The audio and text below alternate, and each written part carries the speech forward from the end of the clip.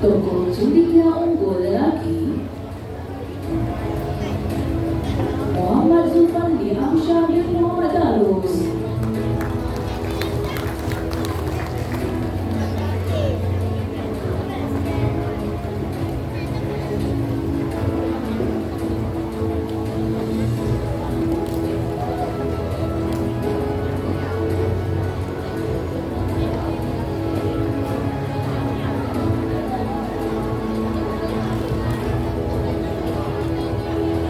Beliau memperolehi 8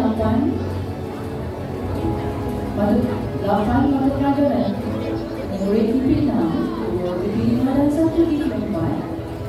Ujian akhir sesi akademik Damping 4B1C dan ujian penilaian kelas kapal 8K bagi semua mata pelajaran.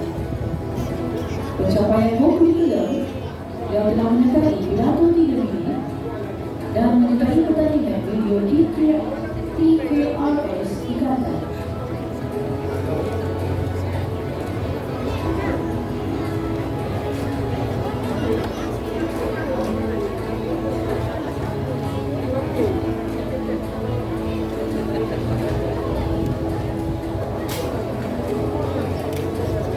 Tokoh cendekia unggul perempuan Aini Farahi bin Ahmad Syahudin.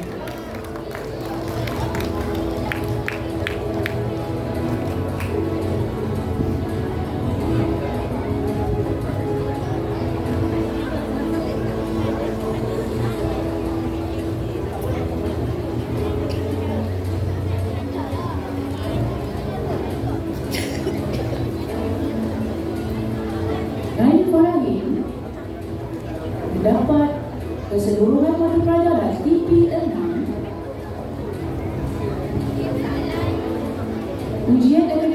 Ujian akhir sesi akademik 2024 Grade A bagi semua mata pelajaran.